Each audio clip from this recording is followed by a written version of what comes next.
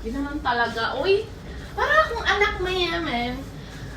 Ay, dati-rati talaga, no? Kwento ko lang. Dati-rati, mga general lang talaga ang kaya na mag-executive room.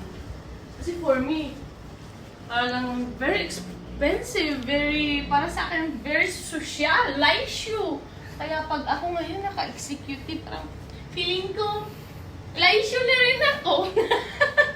Diba? Sobrang issue. And right now, ito yung laman ng ating executive room.